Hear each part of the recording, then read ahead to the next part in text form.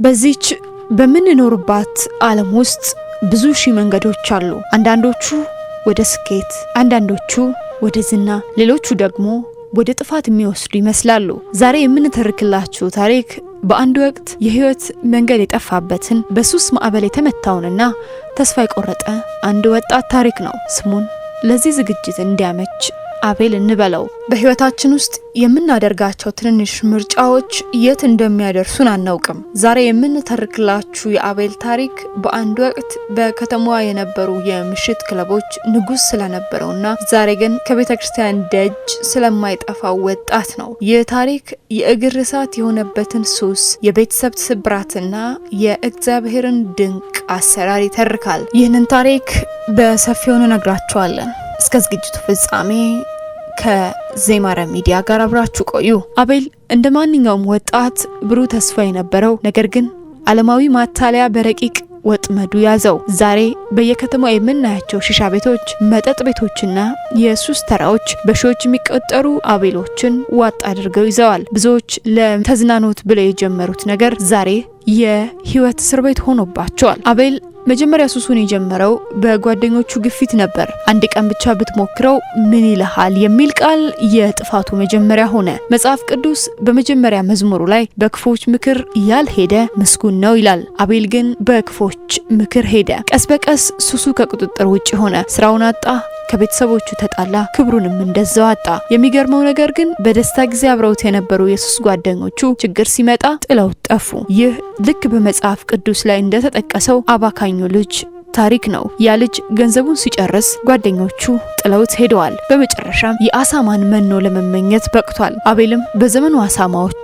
ተከቦ ብቻውን ቀረ። አቤል ሱስ ውስጥ በጠለቀ ቁጥር የመጀመሪያ ሰለባው የነበረችው እናቱ ነበረች። አንድ ቀን ማታ አቤል ከመጠን በላይ ሰክሮ ልብሱ በጭቃ ተለውሶ ወደ ቤት ይገባል። እናቱ በጨለማ ሳሎን ውስጥ ተቀምጣ እየጠበቀችው ነበረ። እስከ መቼ ነው እንዲህ ባለ ሁኔታ የምትቀጥለው? እናቱ በሰዓቱ ያሉት ነበረ፣ እኔ አንተን ያሳደግኩት ለዚህ ነበር። አባትህ ከመሞቱ በፊት የሰጠኝ አደራ አንተን አስተምሬ ለቁም ነገር እንዳበቃ ነበር። ዛሬ ግን የምቀበለው አንተን ሳይሆን የሰውነትን ሽታና የጠፋ ማንነትህን ነው ብለውታል። አቤል በስካር መንፈስ ሆኖ እናቱን ተይኝ፣ የራሴ ህይወት ነው አትነዝንጂኝ ብሎም ጮሃል። እናቱ መሬት ላይ ወድቃ እያለቀሰች እንዲህ አለችው፣ እኔ ባልችልህም አንተን የሰጠኝ አምላክ ግን ይችልሃል። እኔን የገፋኝ አንተ አይደለህም፣ ውስጥህ ያለው እርኩስ መንፈስ ነው ብላ ተናገረች። ይህ ግጭት በአቤል ህሊና ውስጥ ለአመታት ጠባሳ ሆኖ ቀረ። እናቱ በየቀኑ በጸሎት ልጄን መልስልኝ እያለች የምታፈሳው እንባ ግን ሰማይ ደርሶ ነበረ። አቤል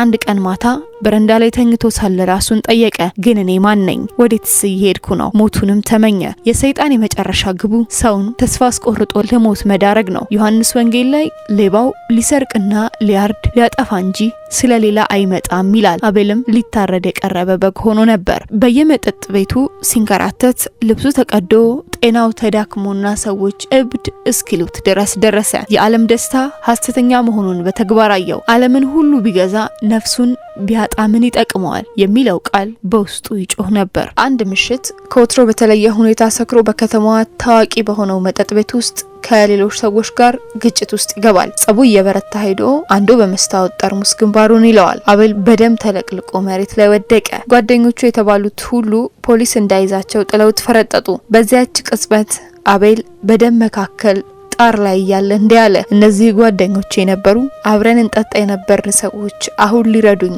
አልቻሉም ሲልም ጠየቀ።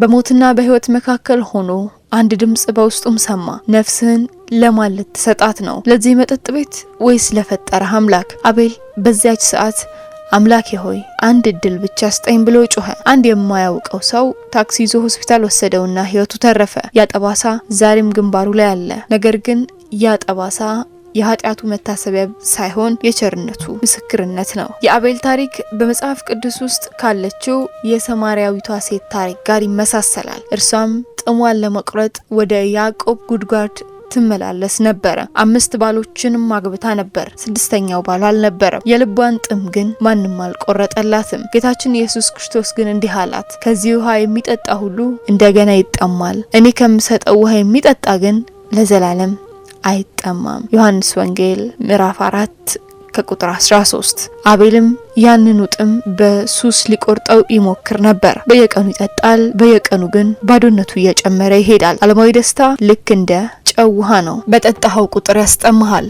አቤል እውነተኛውን የህይወት ውሃ ክርስቶስን እስካላገኘ ድረስ ሰላም አልነበረውም። በአንድ ጥንታዊ ቤተክርስቲያን አጠገብ አለፈ። ከውስጥ የሚወጣው የቅዳሴ ድምጽና የእጣን ማዛ የሆነን ነገር አስታወሰው። የልጅነት ጊዜውን እናቱ ቤተክርስቲያን ይዘው የምትሄድባቸውን ቀናት፣ ሌሎችም እንደዚሁ ትዝ አሉት። ያለ አንዳች ዝግጅት ወደ ግቢው ገባ። የቆሸሸ ልብስ፣ ያልተላጨ ፊት፣ የሰከረ መንፈስ ነበር የነበረው። ነገር ግን እግዚአብሔር ኃጢአትን እንጂ ኃጢአተኛውን አይጠላም። በዚህ ቅጽበት አንድ አባት ቀረቡና ልጄ ሆይ ተስፋ አትቁረጥ፣ አባትህ እየጠበቀ ነው አሉት። ያቺ ቃል እንደ መብረቅ ልቡን ሰነጠቀችው። የአባካኙ ልጅ አባት ልጁን ገና በሩቅ ሳለ አይቶት እንደሮጠ ሁሉ እግዚአብሔርም አቤልን በዚያች ቅጽበት ተቀበለው። አቤል መጀመሪያ ሄደው ወደ እናቱ እግር ስር ነበር። ይቅር በይኝ ብሎ እግሯ ስር ወደቀ።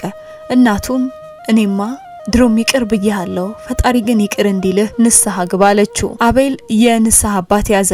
ሱሱን ለመተው ያደረገው ትግል ቀላል አልነበረም።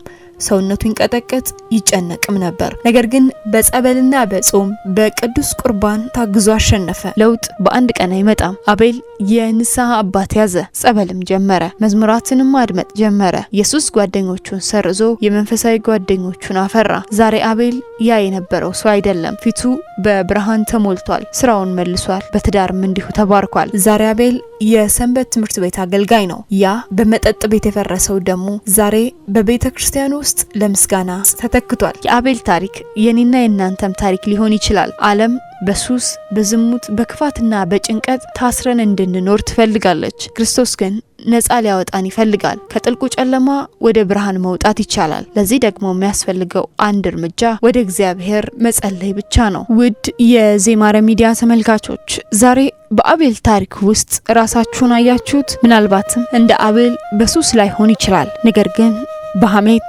በቅናት ወይም በተስፋ መቁረጥ ጨለማ ውስጥ ያላችሁ ልትኖሩም ትችላላችሁ። ብርሃኑ ዛሬም እየተጣራ ነው። ውድ የዜማረ ቤተሰቦች በአቤል ህይወት ውስጥ የታየው ተአምር በእናንተም ህይወት ሊሆን ይችላል። ምናልባትም እናንተን አትረቡም የሚሏችሁ ሰዎች ይኖሩ ይሆናሉ። ምናልባት በሱስ ሰንሰለት የታሰራችሁ ትኖሩ ይሆናል። ነገር ግን አትዘንጉ። እግዚአብሔር የሰውን ታሪክ የመቀየር ስልጣን አለው። ብርሃን ፈልጉ፣ እርሱ ደጅ ይቆረቁራል። ዛሬም አንድ እርምጃ ወደ ቤተ ክርስቲያን፣ አንድ እርምጃ ወደ ንስሐ አባት ሂዱ። በሚቀጥለው ዝግጅታችን ሌላ ድንቅ ታሪክ ይዘንላችሁ እንቀርባለን። እስከዚያው በሰላም ቆዩልን።